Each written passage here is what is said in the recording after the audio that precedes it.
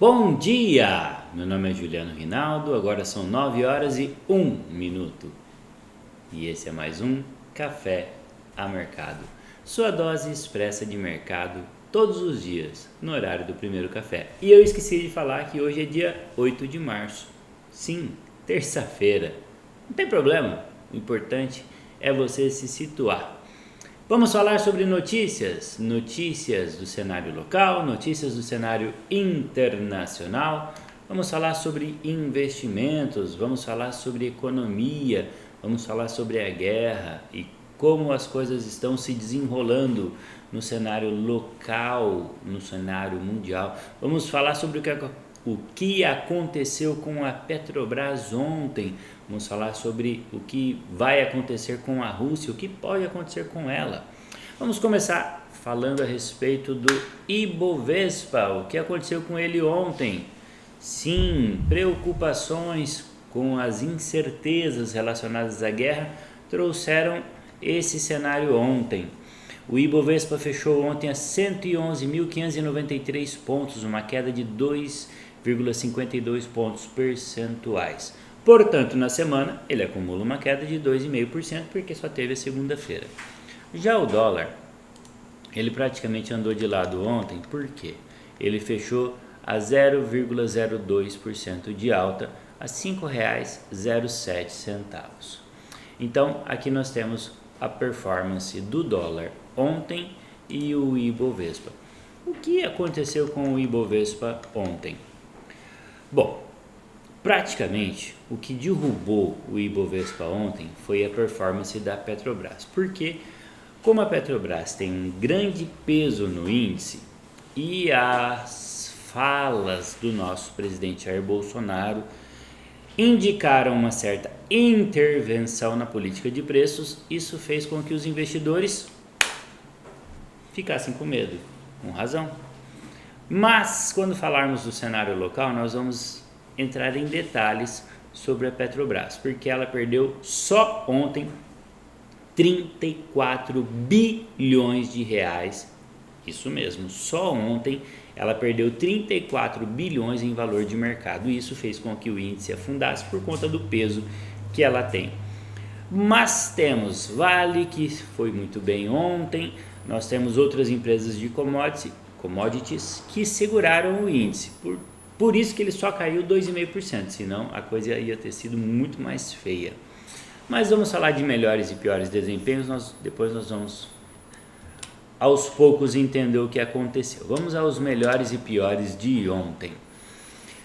Como eu disse, commodities é o que segurou o índice ontem. Então, entre os melhores desempenhos, nós temos Bradespar, BRAP4 com 3,6% de alta, Vale 3 com 3,04% de alta, Rumo com 1,97% de alta, Marfrig com 1,62% de alta e Redditor com 1,33% de alta.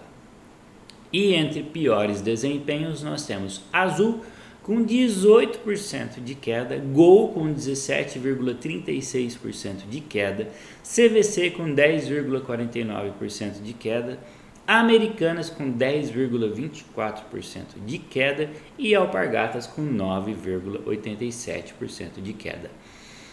Ontem no fechamento eu disse uma frase muito técnica, muito importante, muito científica, que justifica o porquê de Azul, Gol, CVC estar entre as maiores quedas. Porque avião não voa com linha e rabiola. Assinado Rodrigo Melati. Sim, foi ele que disse essa frase. Depende de petróleo. E com a disparada do preço do petróleo, lógico, Azul e Gol ia estar entre as maiores quedas, porque avião depende do combustível. Passou uma moto esguelando, mas não tem problema, isso acontece. Então, por isso, Azul e Gol e CVC estão entre as maiores quedas do índice ontem. Bom, então aqui nós vimos os maiores e piores desempenhos do mercado ontem. Vamos a um breve panorama do cenário hoje.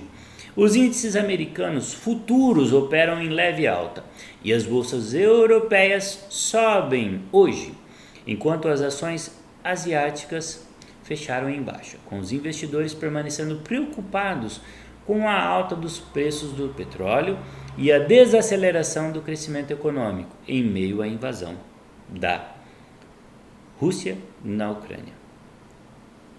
As negociações de paz entre Rússia e Ucrânia na Bielorrússia fizeram pouco progresso na redução da escalada da guerra, e os investidores continuam apreensivos depois que os Estados Unidos revelaram discussões ativas com os governos europeus sobre a proibição de importações de petróleo e gás natural russo. Deixa eu falar um detalhe sobre essa questão da Bielorrússia. Ontem, a Rússia fez uma oferta de que abriria corredores para os civis saírem, mas sair para Bielorrússia. Aí falou, não, vocês estão doidos? A gente vai levar os nossos cidadãos, os ucranianos, né? Levar os nossos cidadãos para Bielorrússia, que é aliada da Rússia. Aí eles vão ficar lá como troféu de guerra? Isso é imoral. Aí não aceitaram a proposta. Voltando à questão, o movimento pode representar o risco de estagflação, um período de crescimento econômico lento e alto desemprego, juntamente com alta de inflação para a economia global. Nós estamos falando sobre estagflação já faz alguns dias. Estagflação, economia estagnada e alta inflação. Estagflação, parece um palavrão e é. Os russos também alertaram que poderiam cortar o fornecimento de gás para a Europa através do gasoduto Nord Stream 1. Então é aquela guerra de olha que eu vou prejudicar vocês. Aí do outro lado fala, olha que eu também te prejudico. E todos perdem. Numa guerra, sempre não há vencedores. As notícias inicialmente levaram os preços do petróleo às máximas de 13 anos, embora tenham devolvido a maioria dos ganhos ao longo do pregão nesta segunda-feira e tenham sido modestamente mais altos na terça, hoje.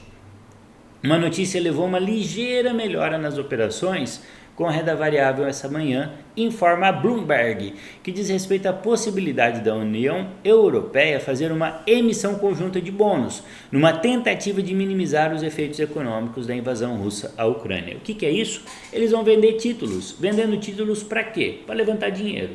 Tendo dinheiro, aí eles vão poder ficar mais tranquilos relacionados às suas ações.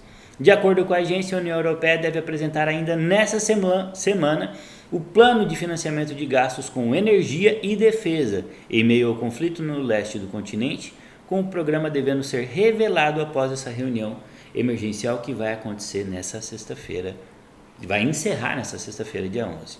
Esse dinheiro levantado com a venda de títulos deve ser distribuído a países do bloco em forma de empréstimos. Por aqui, o presidente do Banco Central, Campos Neto, terá uma reunião fechada hoje às 15 horas, com Ciro Nogueira, Guedes e Bento Albuquerque, informa a agenda do Banco Central.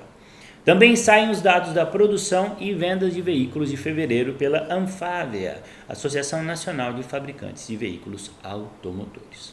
Bom, então aqui nós vimos um breve panorama geral do mundo e do Brasil. Agora vamos a duas notícias, uma do cenário internacional e uma do cenário local. A notícia do cenário internacional.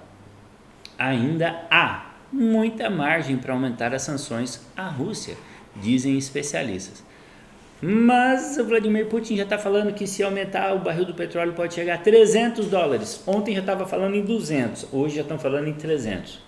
Isso não tem limite? Lei da oferta e da procura. Todos nós usamos carro, usamos meio de transporte para viajar. Então, tá aí. Mas vamos ver a notícia.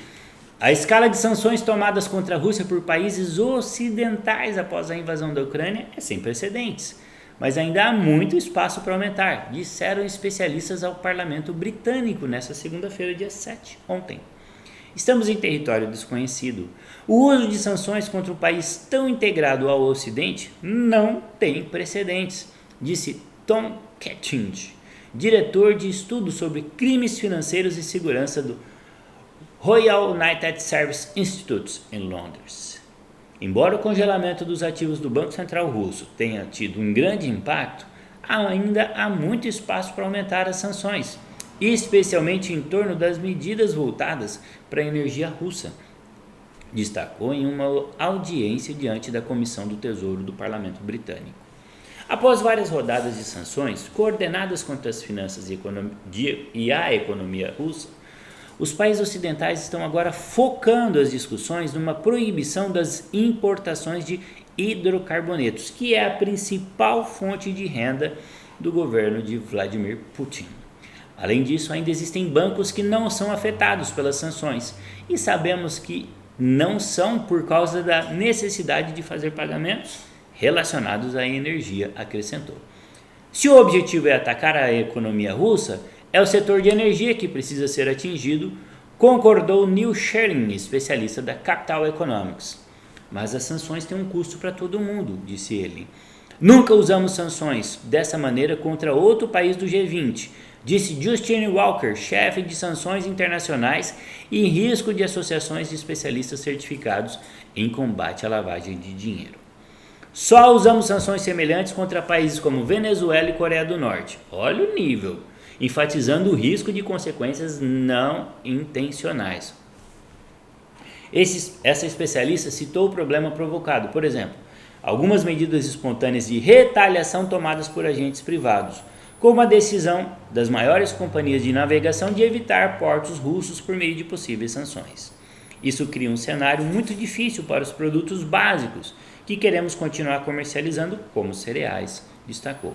Essas autossanções preventivas de algumas empresas contribuíram para o aumento dramático no preço das commodities, até bater recordes desde a invasão russa, especialmente para o trigo, mas também para o petróleo e metais industriais.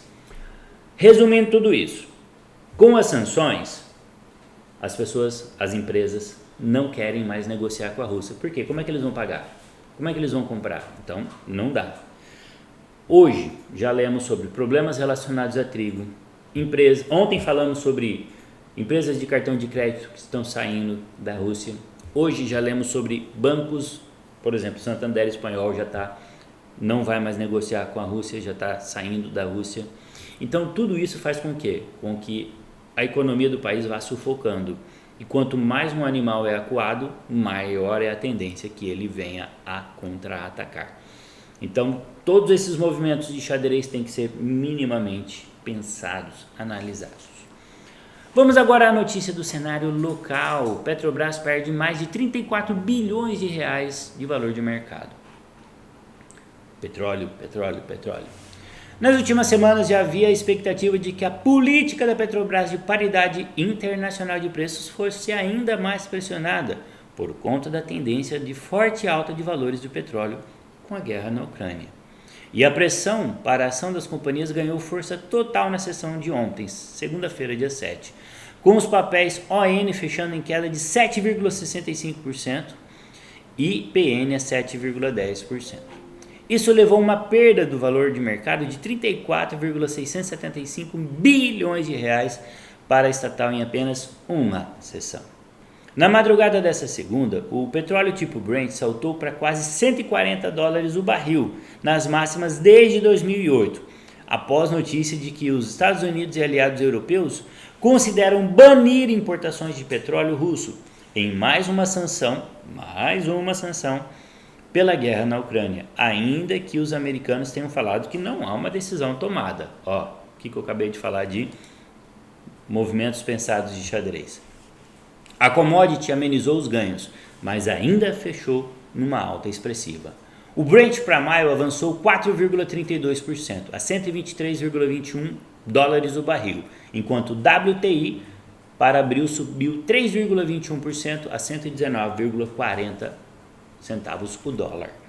A visão maior é que as interrupções no fornecimento estão piorando, disse Andrew Lippow, presidente da Lippow Oil Associates em Houston. Ninguém quer tocar em nada relacionado à Rússia, disse ele. Os preços globais do petróleo aumentaram cerca de 60% desde o início de 2022, levantando preocupações sobre o crescimento econômico global e a estagflação, que já explicamos na notícia anterior. Estagflação, economia estagnada e alta na inflação.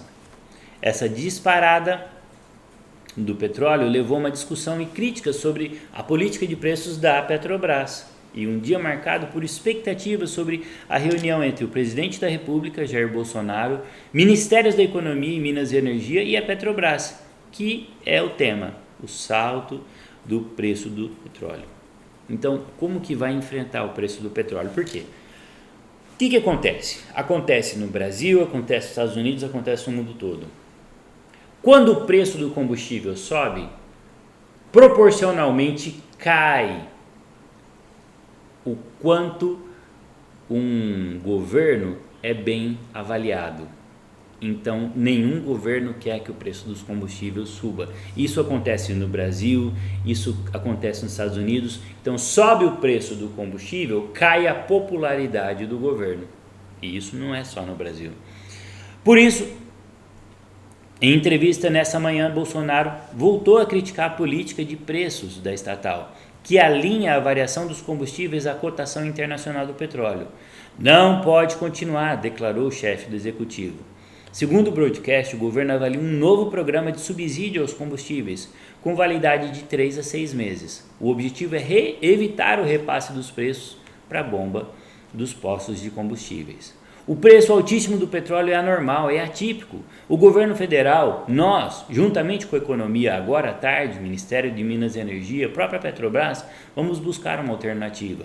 Porque se for repassar isso tudo para o preço dos combustíveis, tem que dar aumento de 50%, isso é inadmissível, afirmou o presidente em entrevista à Rádio Folha de Roraima. Mais tarde, perto do final do pregão, o Estadão informou que o governo teria passado a discutir o congelamento temporário do preço do combustível pela Petrobras, e isso seria oneroso pela companhia. Para a companhia, por quê? Quando não repassa o preço, quem paga? A companhia. E posteriormente os próprios acionistas. Então, se eu sou acionista, o que eu faço? Eu vendo. E quando eu vendo, o preço cai. Então, nenhuma empresa é inquebrável e os acionistas percebem isso, saem. Já vimos isso em 2014 e podemos ver isso acontecer novamente. O Conselho da Petrobras, que está em época de mudança, tem que aprovar. Mas, qual é o argumento? É que a empresa tem custo em real e pode segurar o reajuste nesse período de instabilidade da guerra, depois do lucro elevado do ano passado, que recheou o bolso dos acionistas minoritários. Aí você é acionista minoritário, vê um argumento desse, o que você faz? Vende. Bom, voltando ao assunto, o Conselho da Petrobras, por sua vez, teria de aprovar a decisão, em um momento que estão sendo feitas diversas mudanças no colegiado, inclusive com a indicação de Rodolfo Landim. Bom, já entendemos porque a Petrobras perdeu 34 bilhões ontem, mesmo com o preço do petróleo subindo, explodindo. Intervenção política. Por isso que algumas pessoas preferem não comprar Petrobras e compram outras empresas que não têm questões políticas. Tá aí. Vamos à ferramenta Insight. Hoje na ferramenta Insight nós vamos falar de um assunto diferente. Você conhece a Fast Class? O que é a Fast Class? É uma aula sobre... Eles pegam um assunto. Hoje vai ter uma aula sobre Intelbras. Então, o que é a Fast Class? É uma aula, você clica aqui, ó, vai ter a aula e nessa aula você pode aprender sobre a Intelbras. E aí quando você vem aqui, ó, você consegue aprender sobre essa empresa. Então, o que é interessante? Você aprender sobre esse assunto. E quando a gente fala energia, mais uma vez nós estamos Então, você conhece a Intelbras? Conhece toda essa empresa? Então, nessa aula você vai poder aprender. É uma aula de 19 minutos e aí você vai entender o que está envolvido nessa empresa. É uma explicação, é uma aula. E aí quando você vê essa explicação, é um vídeo. Você pode então conhecer tudo que está envolvido nessa empresa. Então convidamos você a acompanhar esse Fast Class que foi ontem da Intelbras, certo? Muito bem, assim agradecemos a sua, vou colocar no lugar certo, né? Agradecemos a sua atenção. desejamos a você um bom dia, desejamos a você uma boa terça-feira, desejamos a você bons negócios e bons cafés. Até mais tarde. Tchau!